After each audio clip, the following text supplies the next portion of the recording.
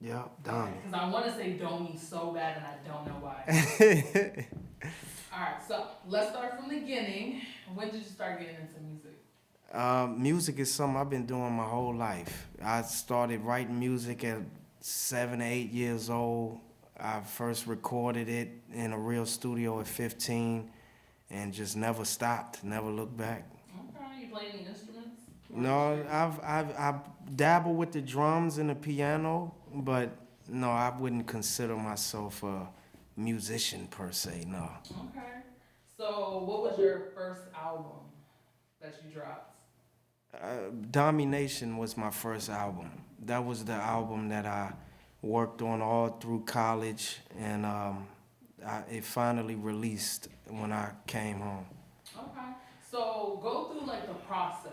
So, like you said, you started in 15. So, like, was it just strictly like you was writing and then you got into it, or it was just kind of like you did it? Well, I started writing songs from the radio. I would write the lyrics, and that's how I learned how to count bars and all of that. And then I started writing over instrumentals, and that's how I developed the songwriting craft.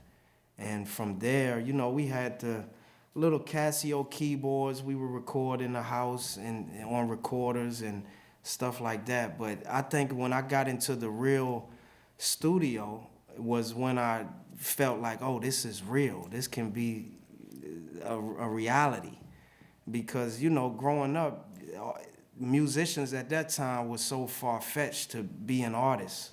So that gave me a sense of like, hey, I can actually touch this thing. Okay. Do you Yeah. have any like influences? Any musical influences? I Tupac, No Limit. That's who I was writing the songs. Uh, man, Busta Rhymes. Anybody that was on the radio, Cash Money. That's who I would listen to, and I learned their songs, wrote them down, and memorized them, and then just tried it myself. I would say like your music kind of has that touch of like Cash Money, old school Yeah, type feel to yeah. it. Yeah. Okay. Have you ever been to like school for music, or is it strictly you just listening? And just listen, I went to school for business. I went Okay. to school for business, and I remember, I needed to get out of the neighborhood, and I went to the studio, and the engineer was like, you could just learn the music business in a book.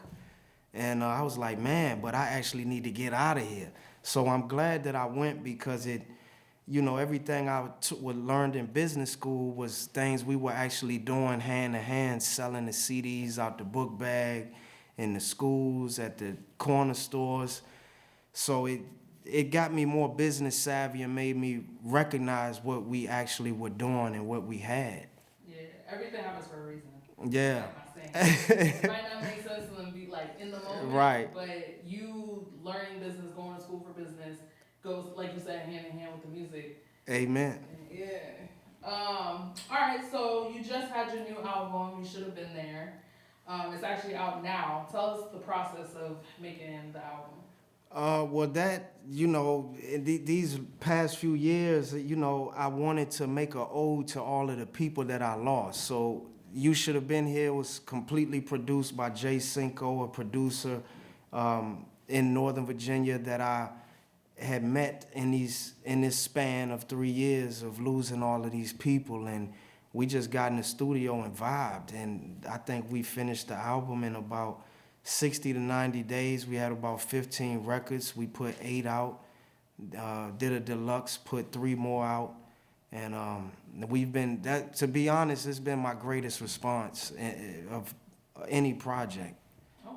Yeah. What would you say is the struggles you faced with making the album? With that particular album, I would say the Spotify banning it. Spotify banned the original version. We had hired a marketing company out in London, and we don't know. We don't know exactly what happened, but they say it was, some bots or whatever on some of the streams. So we said we need to find a way to get it back on Spotify, the main streaming platform. So we came up with the idea to do a deluxe. So we added 3 more records and added deluxe to the title and got it back on. Just from that? Yeah, they counted all the streams and just yeah. So you have it on Spotify? Do you have it like on Apple Music or any other streaming platform? Yeah, it's on every. It was never banned from anything except Spotify. So it's still a mystery how that happened. Okay.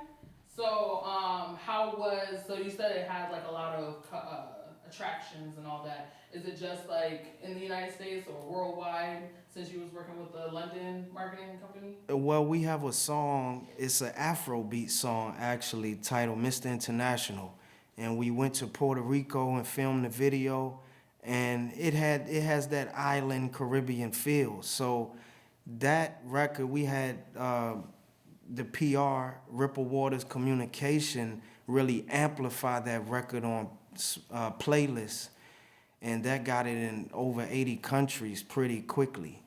So that was it definitely had global reach. Okay. So explain the process of that, like the distribution type of thing. Like, I guess for viewers that are getting into music and all that, like, what would you say is a good advice for distribution? Well, I personally use DistroKid, and I think it gets it in all of the platforms. So I've never really had an issue with them. I've once used TuneCore that actually collects your publishing, but I think good advice is to create your own publishing company. That's what I did, and there's royalties that you may not be aware of without having your publishing and publishing administrator. So to get that, collect your global royalties. So that would be my advice, is to make sure you're dotting all of your I's and crossing your T's when it comes to collecting, because it's fun to create the art and, film and stuff like that, but you want to make sure that you're compensated and registering with the PROs. So just the business side of it is very important. Right. I feel like people forget that part, the business part. And again, going hand in hand with you being in business school, like you learn these things so you can put it into your music, Absolutely. For your music. Absolutely. You have a 3-part album called Growing Pains.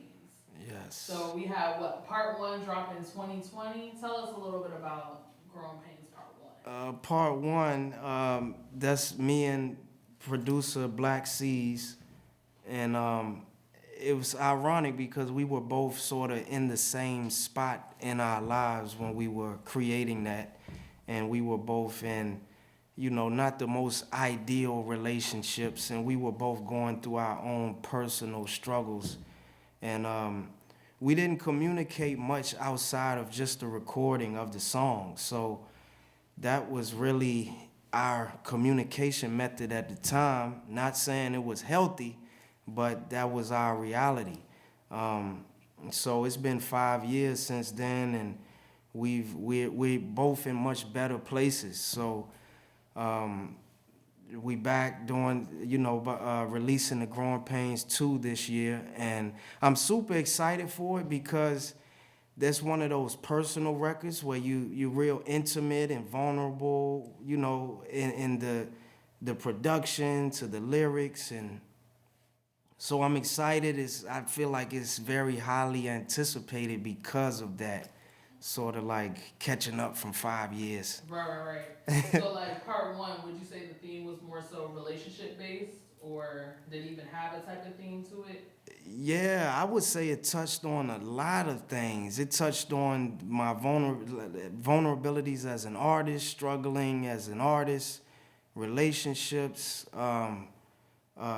childhood and growing up and being stretched into a new person, evolution of yourself. I think that's what this whole series embodies.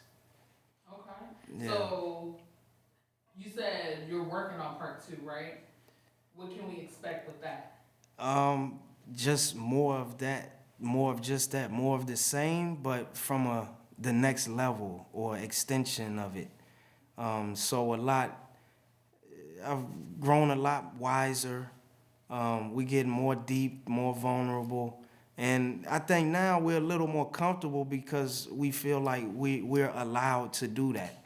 And it's received well, and people actually check for us now, you know? So we got a ton of visuals we've been dropping already, and a lot more. So I'm excited for the world to hear this. Okay. So Yeah. what would you say is your favorite song off the project?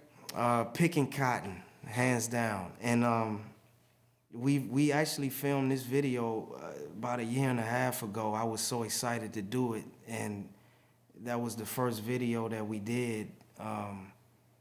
And I believe it's going to be releasing pretty soon. Okay. Do you have an official date or? I don't know when this. By the time this come out, it'll be on its way. Maybe a week or two out. Okay. Yeah. So part 3. I know you said it's kind of later down in the years, but would you think the same kind of themes, like the growing pains of, I guess, your time now versus the future, or are you doing something different? Like, what can we expect in Growing Pains Part 3? That's a great question, because I really have no idea because this type of album, I'm not, like I said, it's not going to be another 5 years before Growing Pains 3, but it does require you to go live and experience and actually grow and come back to the drawing board and touch bases. But I can say that, you know, me and C's we've been in the church quite a bit. We're performing in the church. We have the choir helping us. So I feel like it may be a little bit of that and a lot more melodic and singing and big music. And I feel like that kind of shows your, I don't know personally, but just kind of the growth with you. You know what I'm saying? And how, like, from part 1 all the way to 3, how you're more probably calm, more cool, collected, and you've grown from part 1 and part 2. It's just kind of absolutely like maturity of it all, for right. better words, you know? Right, yeah, that is true. And I also feel like we're being held at a much higher standard now. Amen. Yeah, so. Okay, so last call, what advice would you give to any artist out there that's just starting out in the music industry? Just starting out, first you have to believe and know why you're doing it. Know why you're doing it. And I think the best thing is to find some sort of therapeutic purpose behind the whole creation process, because that's what keeps me motivated, because the business will weigh you down. But the actual passion behind the creation process that's your bread and butter. So that should be able to, you know, withstand you through all of the chaos and turmoil of the business and all of that. So just stay passionate about what you're doing and love it. And I think doors are open for you. That's good. That's real good. Anything you want to say to the viewers? Yeah, check out You Should Have Been Here right now. Growing Pains 2 coming very soon. DomiDowJones.com. Domi Dow Jones on all social media. And check out No Cap Radio Podcast.